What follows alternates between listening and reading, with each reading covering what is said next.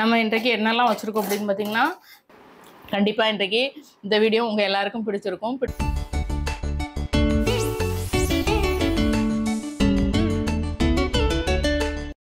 நம்ம இன்றைக்கு என்னெல்லாம் வச்சுருக்கோம் அப்படின்னு பார்த்தீங்கன்னா, பீன்ஸு, கேரட்டு, பொட்டேட்டோ 3ம் போட்டு பொரியல் பண்ணியிருக்கேன்.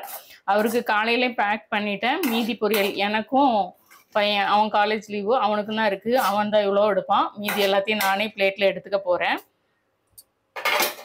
காய் கொஞ்சம் நான் சொல்லி சூடாக இருக்கு. இப்போ திரும்ப சூடு பண்ணேன். காலையிலே பண்ணதில்ல திரும்ப இப்போ சூடு பண்ணேன். கொஞ்சம் பாதி போர்ஷன் எனக்கு தேவையான கொஞ்சோண்டு வச்சுட்டு மீதியை பூரா நான் எடுத்துட்டேன். எப்போவுமே அந்த மாதிரி தான் இருக்கும். அதுக்கப்புறம் நம்மளுடைய ஃப்ரை குழம்பு, இன்னைக்கு குழம்பு மீன் வைக்கலை, ஃப்ரை தான், ஷாலோ ஃப்ரை தான். அதனால் வந்து கொஞ்சம் இதெல்லாம் பார்த்திங்கன்னா ரொம்ப டீப் ஃப்ரைலாம் பண்ணவே இல்லை. அப்படியே லைட்டாக போட்டு அப்படியே எடுத்துட்டேன். பார்த்திங்கனாலே தெரியும் அப்படியே வெந்த மீன் மாதிரி தான் இருக்கும். 2 ஃப்ரை எடுத்துக்கிறேன். ஆனியன் கட் பண்ணி வச்சுருக்கிறேன். கொஞ்சம் ஆனியன் எடுத்துக்கிறேன். இதை தான் சாப்பிட போகிறேன். அப்போது ரைஸு குழம்பு என்ன அப்படின்னு பார்த்திங்கன்னா வந்து காரக்குழம்பு வச்சுருக்கேன். சூப்பராக இருக்குது. காரக்குழம்பு வச்சுருக்கிறேன். அதுக்கப்புறம் வந்து ரைஸ் இருக்குங்க. ரைஸ் இருக்குது. அப்புறம் மோர் எடுத்து வச்சுருக்கிறேன். நான் ரைஸ் வந்து மோர் வச்சு தான் சாப்பிட போகிறேன். இப்போ இது இவ்வளோ தான் நான் இப்போதைக்கு சாப்பிட போகிறேன். இதுதான் நான் எப்போவுமே சாப்பிட்ற ஸ்டைல். குழம்பு மீன் இருந்ததுன்னா இன்றைக்கி பார்த்திங்கன்னா டியூஸ்டே, மண்டே நான் மீன் எடுக்கலை. சாட்டர்டே மீன் எடுத்ததுக்கப்புறம் சண்டே பார்த்திங்கன்னா சிக்கன் பிரியாணி, சிக்கன் ரெசிபி தான் வச்சேன். மண்டே வந்து சிம்பிளாக எப்போவுமே ரொம்ப எதுவுமே இருக்காது. ரசம் ஒரு வெஜிடபிள்ஸ் ஏதாவது வச்சுட்டு சிம்பிளாக ரொம்ப சிம்பிளாக இருக்கும் மண்டே. திரும்ப வந்து இன்றைக்கி டியூஸ்டே வந்து ஃபிஷ் வந்து நான் வந்து ஒரு 1/2 கிலோட்ட எடுத்துருக்கிறேன். காலையிலையும் ஃப்ரை பண்ணேன் அவருக்கு ஆஃபீஸ் கொடுத்து விட்றதுக்கு. இப்போ எங்களுக்குமே பார்த்திங்கன்னா இந்த ஒரு 5 பீஸ் ஃப்ரை பண்ணியிருக்கிறேன். நான் இதில் 2 பீஸும் இந்த வெஜிடபிள்ஸும் வச்சு ஃபஸ்ட்டு சாப்பிட போகிறேன். அதுக்கப்புறம் மோர் வச்சு மோர் சாப்பிட போகிறேன். இப்போ நம்ம சாப்பிட்ற வீடியோ பார்க்கலாம் வாங்க. இதுக்கு முன்னே இந்த பெப்பர் ஃப்ரை எப்படி பண்ணணும் அப்படின்றத இன்றைக்கு வீடியோவில் பார்த்துருங்க. ஒரு 300 கிராம் மீனுக்கு பெப்பர் ஃப்ரை நான் இன்றைக்கு இப்போ பண்ணுறேன். எந்த மீனாலும் நீங்கள் இதை மாதிரி பண்ணலாம், நல்லாயிருக்கும். குட்டி குட்டி மீன். அதுக்கு நான் வந்து பெப்பர் ஃப்ரை பண்ண போகிறேன். மிளகு நல்ல 1 டேபிள் ஸ்பூன், 1.5 டேபிள் ஸ்பூன் அந்த அளவுக்கு எடுத்துக்கலாம். மிளகு தாராளமாக போடணும். 1.5 டேபிள் ஸ்பூன் அளவுக்கு எடுத்துக்கோங்க. சீரகம் வந்து 1/2 டேபிள் ஸ்பூன் எடுத்துருக்கிறேன். வழக்கமாக அம்மியில் அரைக்கும் போது மஞ்சள், காஞ்ச மிளகாய் இது எல்லாமே அப்படியே மஞ்சள் கட்டி தான் வச்சு அரைப்பாங்க. மல்லி முழு மல்லி வச்சு அரைப்பாங்க. இப்போ நான் மிக்சியில் அரைக்கிறதுனால நான் வந்து எல்லாமே மற்றதெல்லாம் தூளாக எடுத்துக்கிறேன். ஏன்னா நல்ல ஃபைன் பேஸ்ட்டாக வேணுன்றதுக்காக. மல்லித்தூள் ஒரு 1/2 டேபிள் ஸ்பூன். அதே போல் மஞ்சள் தூளும் இதுக்கு வந்து தாராளமாக வைக்கணும். ஒரு 1/2 டேபிள் ஸ்பூன் மஞ்சள் இருக்கணும். மஞ்சள், மிளகு, சீரகம் இதனுடைய ஃப்ளேவர் தான் முன்னே நிற்கணும். மிளகாய்த்தூள் ஒரு 1/2 டீஸ்பூன் அளவுக்கு சேர்த்துருக்குறேன். இவ்வளோதான். இப்போ இது எல்லாத்தையும் நம்ம வந்து ஃபைன் பேஸ்ட்டு அரைச்சிட்டு, மல்லித்தூள் இன்னும் கொஞ்சம் வச்சுக்கலாம். 1/2 டேபிள் ஸ்பூன் வச்சோம்ல, ஒரு 3/4 டேபிள் ஸ்பூன் வச்சுக்கோங்க. ஏன்னா இதுக்கு இதெல்லாம் கூட இருக்கணும். மிளகாய் தூளோட காரம் மட்டும்தான் கம்மியாக இருக்கணும். அப்படின்னாலும் இது வந்து டேஸ்ட் நல்லாயிருக்கும். அந்த பெப்பர் ஃபிஷ் ஃப்ரை அப்படின்னு சொல்லுவோம்ல, இது கூட நீங்கள் வந்து 2 பூண்டு, ஒரே ஒரு சின்ன வெங்காயம் இதெல்லாம் வச்சு நீங்கள் அரைக்கணும், அரைச்சிக்கலாம். நான் அது எதுவுமே போடலை. இதை ஃபஸ்ட்டு வந்து சேர்த்து பவுடர் பண்ணிடுவோம். அப்புறம் தண்ணி சேர்த்து அரைச்சிக்கலாம். எல்லாத்தையும் இதில் சேர்த்துடலாம். இப்போ நல்லா குறகுறப்பாக பொடி பண்ணி எடுத்தாச்சு. இந்த அளவுக்கு எடுத்தாச்சு. இப்போ நம்ம வந்து நல்லா பசையாக அரைச்சி எடுக்கணும். தேவையான உப்பும் சேர்த்துக்கலாம். இன்றைக்கி நான் சீ சால்ட்டு தான் சேர்க்குறேன். வீட்டில் பொடி பண்ணி வச்சுருக்க சீ சால்ட்டு போட்டுக்கிறேன். போட்டுட்டு தண்ணி சேர்த்துக்கலாம். இதை நல்லா பசையாக அரைச்சி எடுத்துகிட்டு வந்துடலாம். இப்போ நல்லா ஃபைன் பேஸ்ட்டாக அரைச்சாச்சு. ஓரளவுக்கு எந்த அளவுக்கு முடியுமோ. சின்ன ஜார்னால் சின்ன குவான்டிட்டி நல்லா அரைச்சிரும். இந்த மாதிரி பெரிய ஜாரில் அரைக்கும்போது கொஞ்சம் கஷ்டமாக தான் இருக்கும். அதனால் நல்லா பவுடர் பண்ணிவிட்டு அதுக்கப்புறம் தண்ணி சேர்த்து அரைங்க. மூடியில் உள்ளதெல்லாம் பார்த்திங்கன்னா நல்லாவே பேஸ்ட் ஆகிடுச்சு. இப்போது இதை எடுத்துட்டு உப்பு டேஸ்ட் பண்ணி பார்த்துக்கோங்க. தேவைக்கு எடுத்து அப்ளை பண்ணிக்கலாம். நான் வந்து கொஞ்சம் எடுத்து வச்சுக்கிறேன். ஒரு 2 ஸ்பூன் எடுத்து வச்சுக்கிறேன். இந்த மசாலா மீதி இருந்ததுன்னா நீங்கள் ஃப்ரிட்ஜில் எடுத்து வச்சுட்டு மறுநாள் நீங்கள் வந்து யூஸ் பண்ணிக்கலாம். மீன் கீரல் போட்டு வச்சுருக்கிறேன். அதில் வந்து ஏன்னா இது ரொம்ப ஒன்றும் மசாலா இழுக்காது இந்த மீன், அதனால தான் வந்து கொஞ்சமாக மசாலா எடுத்து வச்சுருக்கேன். அரைக்கும் போது ஏன் கொஞ்சம் அதிகமாக போட்டு அரைச்சேன் அப்படின்னா வந்து அவ்வளோ போட்டால் தான் மிக்ஸி ஜாரில் அரைப்படுன்றதுனால அந்த அளவு போட்டுக்கிட்டேன். உங்களுக்கு குட்டி ஜார்னால் அதில் பாதி பாதி போட்டு அரைக்கனாலும் அரைச்சிக்கோங்க, கரெக்டாக இருக்கும். நான் 300 கிராம் மீன் தானே, 300 கிராம் மீனுக்கு தாராளமாக போதும்.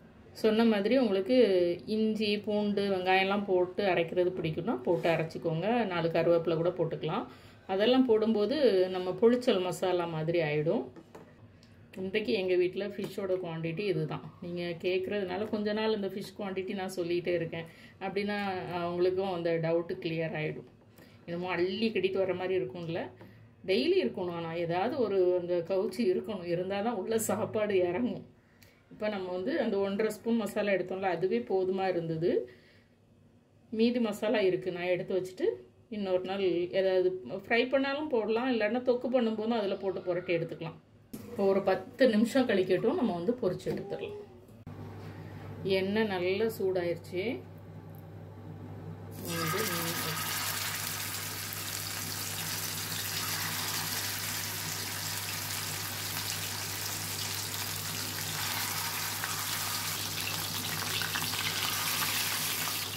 கரெக்டாக இருக்கு மசாலா.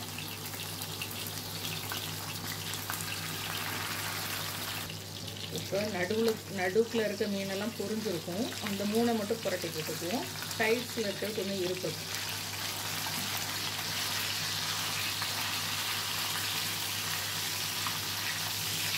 கொஞ்சம் அகலமான கரண்டியாக பக்கத்து மீனை தேய்ச்சி விட்டுருக்கு. கொஞ்சம் சின்ன கரண்டி வாங்கணும் வச்சு. இது 2 இருக்கட்டும். இது 2 கொஞ்சம் வந்து பொரிய வேண்டியது இருக்கும். ஒரு பக்கம் நல்லா பொரிஞ்சிச்சு, இந்த பக்கம் பொரிஞ்சிச்சு. இன்னும் புரட்டி போட்டதுமே கொஞ்சம் நேரம் போட்டால் போதும். அடுத்த பக்கம் ரொம்ப நேரம் கிடக்கணும் வச்சுங்க, முறுமுறுன்னு ஆகிடும் இல்லை அப்படின்னா.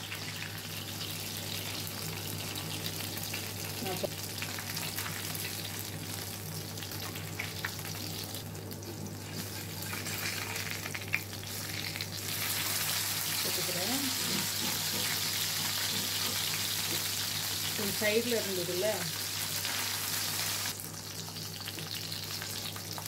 அடுத்த 2ம் ஃப்ரை ஆகிடுச்சு. நம்ம எடுத்துடலாம். கரெக்டான ஃப்ளேமில் நீங்கள் விட்டீங்க அப்படின்னா அப்படியே மசாலாலாம் கலராமல் நீட்டாக எடுத்துடலாம். இந்த மசாலாலாம் எடுத்து அது மேலே போட்டுடலாம், சேர்த்து சாப்பிட நல்லா சூடாக நல்லா கிளி மீன் ஃப்ரை. நான் அன்றைக்கு ஃப்ரை வந்து சாப்பிட்றதுக்கு வெலை மீன் மாதிரி தான் இருந்தது, குழம்பு சாப்பிடும்போது சங்கரா மீன் மாதிரி இருந்தது. கன்ஃபியூஸ் பண்ணிகிட்டே இருக்கிறேன்னு நினைக்கிறேன். இப்போ நம்ம வந்து சாப்பிட போகிறோம். சாப்பிட்ற வீடியோவையும் நீங்கள் பாருங்கள் வாங்க. நம்ம இப்போ வந்து சாப்பிட போகிறோம்.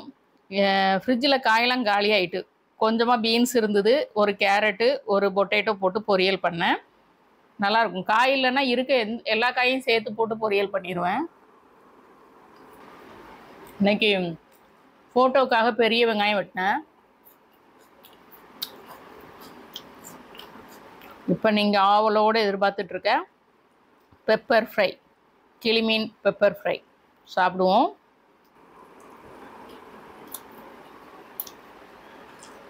செமையாக இருக்குது.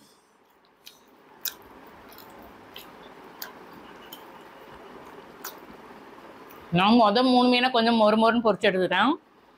2வது மீனை வந்து கொஞ்சம் இந்த மாதிரி வெந்த மாதிரியே பொரிச்சு எடுத்துட்டேன். கல்லில் போட்டு ஹை ஃப்ளேமில் விட்டு டக்குன்னு புரட்டி எடுத்துட்டேன். கொஞ்சம் ஸ்கின் கலண்டு போனாலும் பரவாயில்லன்னு சொல்லிட்டு நான் வந்து கல்லில் ஹை ஃப்ளேமில் போட்டு டக்குன்னு புரட்டி எடுத்துட்டேன். ஏன்னா அப்படின்னா கொஞ்சம் வெந்த மாதிரி இருக்கும், எண்ணெய் ரொம்ப குடிக்காது. இவ்வளோமே எனக்கு போதும். இருந்தாலும் மோர் சாப்பிடணும்ல, அதுக்காக நான் மோர் சாதம் எடுத்துப்பேன். மீன் குழம்புனா மட்டும்தான் நான் வந்து குழம்பு ஊற்றி கொஞ்சம் சாப்பிடுவேன். மற்றபடி இப்படி காய் மீன் அல்லது மீன் குழம்பு வச்சா குழம்புல உள்ள மீன் மட்டும் எடுத்து காய் வச்சு சாப்பிட்டுப்பேன். எனக்கு காய் காலியானதுனால காய் நேற்று இன்னைக்கெலாம் கம்மியாக தான் இருக்குது.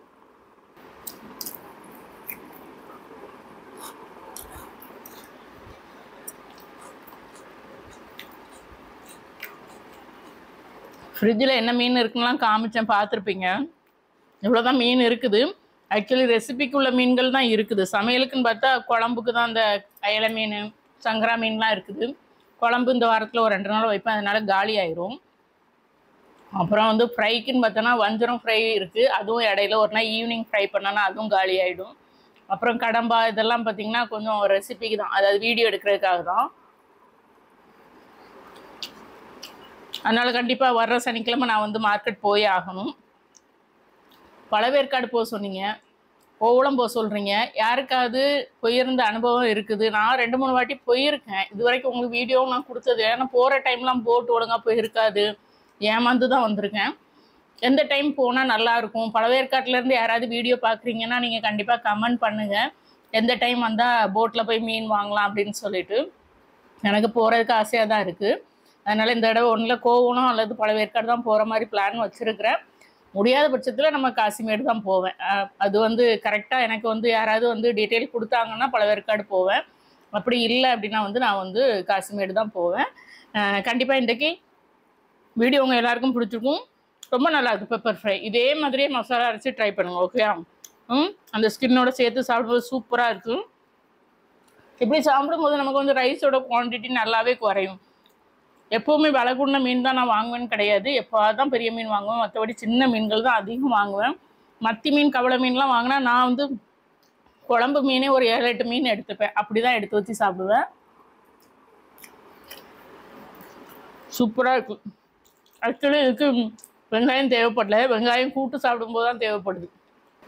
கண்டிப்பாக இன்றைக்கி இந்த வீடியோ உங்கள் எல்லாருக்கும் பிடிச்சிருக்கும். பிடிச்சிருந்தது அப்படின்னா ரம்யா வீட்டு சமையலுக்கு சப்ஸ்கிரைப் பண்ணுங்கள், லைக் பண்ணுங்கள், ஷேர் பண்ணுங்கள். இதே மாதிரியே வீடியோஸும் நான் கொடுத்துட்ருக்கேன். தொடர்ந்து சப்போர்ட் பண்ணுங்கள், ரெசிபிக்கு சப்போர்ட் பண்ணுங்கள். நான் திரும்ப திரும்ப கேட்குறது தான், ரெசிபியை நிறைய பேருக்கு ஷேர் பண்ணுங்கள், சப்போர்ட் பண்ணுங்கள். வீட்டில் சமைச்சு சாப்பிடுங்க, வீணாக்காமல் சாப்பிடுங்க. மீண்டும் புது வீடியோவில் சந்திக்கலாம். பாய்.